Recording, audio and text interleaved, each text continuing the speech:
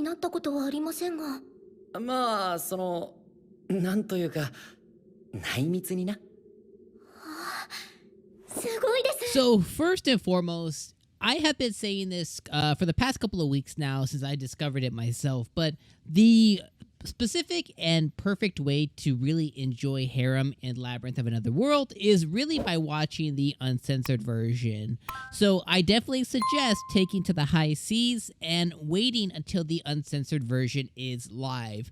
Myself, I have found that about an hour after the episode, like the actual episode proper launches, the uncensored version tends to come out right after.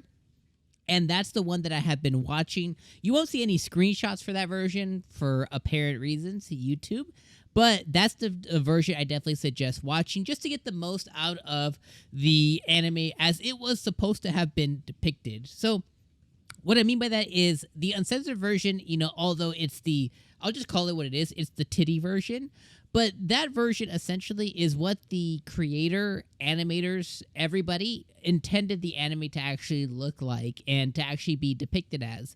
Now, it's not rude or crude or anything super crazy. It's just more or less really, all the stuff all the boxes and stuff, like you have these really delicate moments, like even this episode when we had Michio cleaning Roxanne. Although it's not exactly the most, it is what it is, it's still, I would call it a delicate moment because he was very delicate with her. Now, we do know our boy was getting a hard-on during that time, and that just kind of is what it is. There were some squishy sound effects, too. I was like, ugh, I don't think that's really needed for us, like, that's not, it sounds like you're like stepping on, like, wet towels or something. I was like, that's not it, but whatever, you know what I mean? So I definitely suggest watching this anime in the uncensored version, as the good anime lord intended.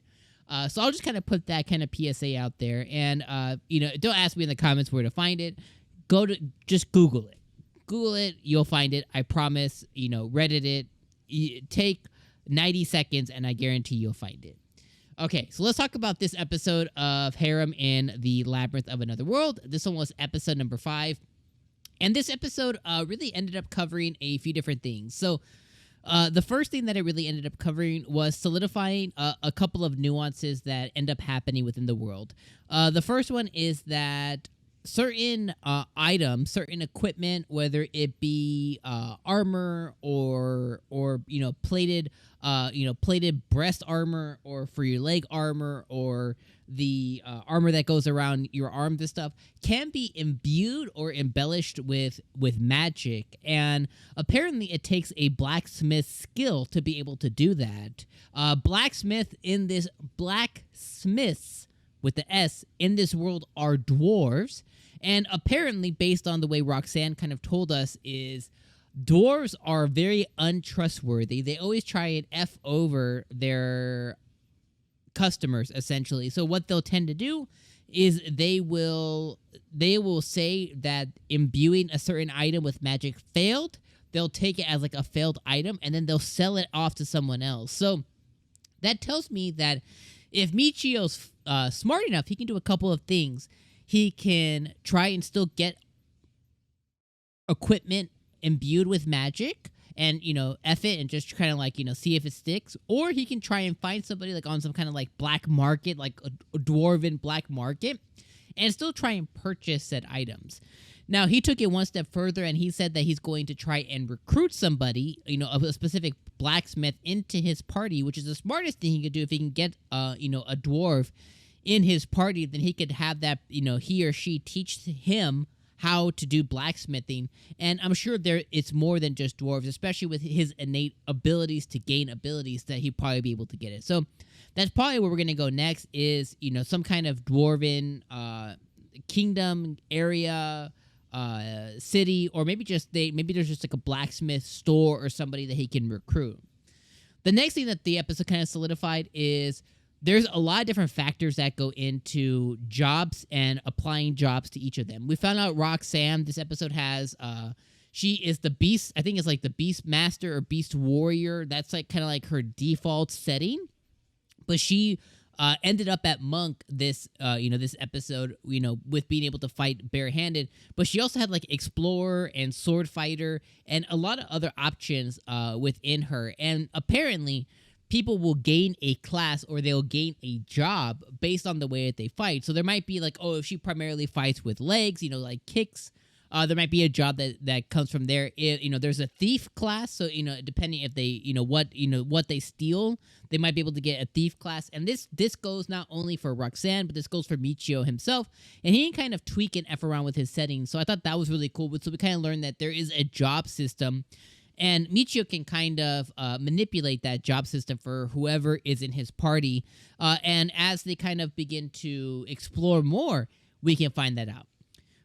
We also found out that the dungeon itself doesn't go down, or the labyrinth doesn't go down. The labyrinth goes up. So apparently each of these labyrinths kind of like appear, or maybe they duplicate or multiply.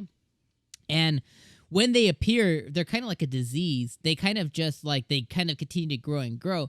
But instead of growing downwards or being downwards, they grow up.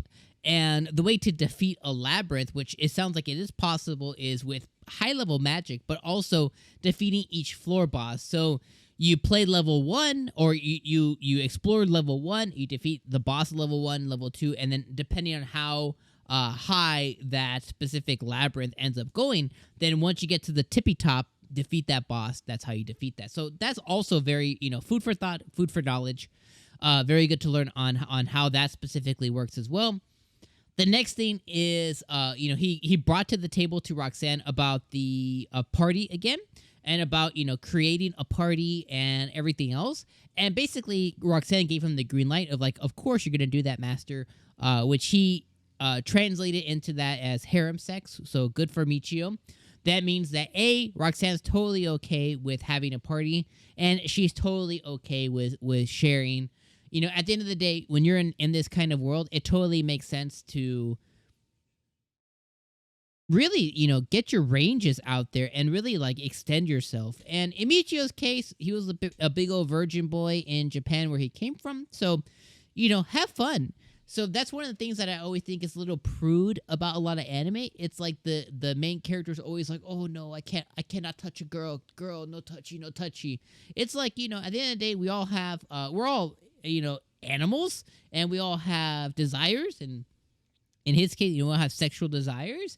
And if you're in this other world, like, have fun, you know what I mean, and like explore and have harem sex and whatever. Like, that's totally a-okay. Now, I don't necessarily need the anime to show us all of that and to dive deep into that.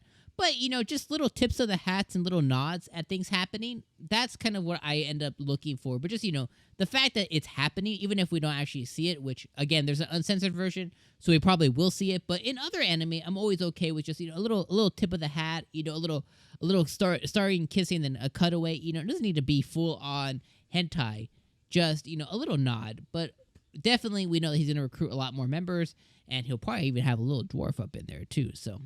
Overall, really good episode. Really enjoyed it. I would definitely give this a high recommend on the list. I thought this episode was very informative and really kind of set up some things that we can expect as the anime opens up as we continue to move forward onto episode 6 and 7 and beyond. Let me know what you guys thought of this episode down in the comments below. And my friends, I will see you guys next Wednesday. Peace.